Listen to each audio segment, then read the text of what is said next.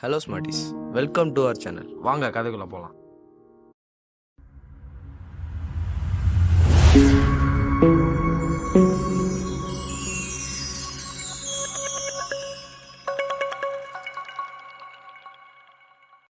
நம்ம வாழ்க்கையில் ஜெயிக்கிறமான முடிவு பண்ணுற ஒரு முக்கியமான விஷயம் பணம். படித்து முடித்து வேலைக்கு போய் பணம் சம்பாதிக்கணும்னு நினைக்கிறேன். நமக்கு பணத்தை பற்றிய புரிதல் இருக்கா? இந்த கேள்விக்கு நமக்கு பதில் கொடுக்கறது தான் ராபர்ட் கேஎஸ்கே எழுதின ரிச் டேட் புவர் டேட். வாங்க இதில் என்ன சொல்லியிருக்காங்க நம்ம போய் பார்க்கலாம்.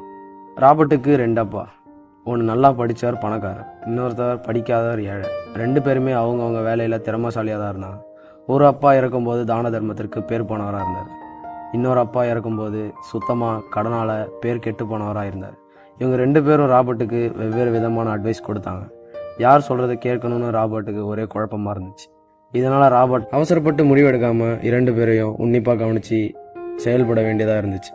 ஒரு அப்பா நல்லா படி, நல்லா வேலைக்கு போகணும்னு சொன்னார். இன்னொரு அப்பா நான் உனக்கு வேலை கற்றுத்தரேன், ஆனால் நீ வேலை செய்யறதுக்கு சம்பளம் தர மாட்டேன்னு சொன்னார். ஏன்னா நீ சம்பளம் வாங்க ஆரம்பித்தா வேறு எதையுமே கற்றுக்க மாட்டேன் அப்படின்னு சொல்லிட்டார். 2 அப்பாவுக்கும் நடுவில் இருக்கிற முரண்பாடை கவனித்தப்போ நம்மளோட ராபர்ட்டுக்கு ஒரு விஷயம் தெளிவாக புரிஞ்சுது.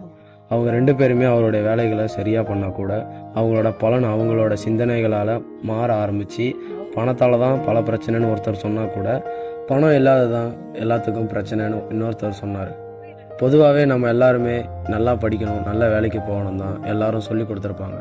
ஒரு ஏழை நம்மளை கவர்மெண்ட் பார்த்துப்பாங்க, நம்மளை சுற்றி இருக்கவங்க நம்மளை பார்த்துப்பாங்க அப்படின்னு மட்டும்தான் யோசிப்போம்.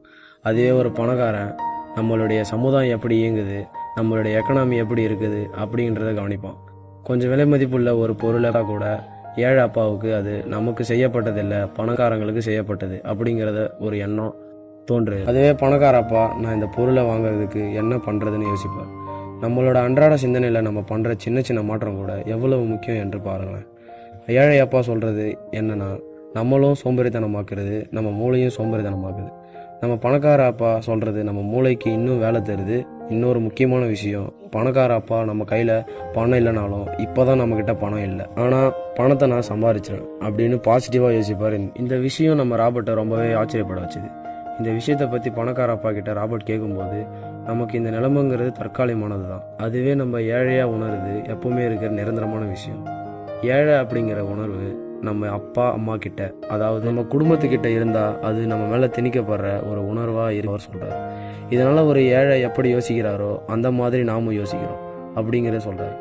சொல்லப்போனால் அது நம்ம செயலாகவே மாறுது. கஷ்டமான பாதையாக அது இருந்தாலும் கரெக்டாக தேர்ந்தெடுத்தோம்னா கண்டிப்பாக ஈஸியாக நம்ம நினச்சதை சாதிச்சிடலாம். இதை தான் ராபர்ட் செஞ்சார்.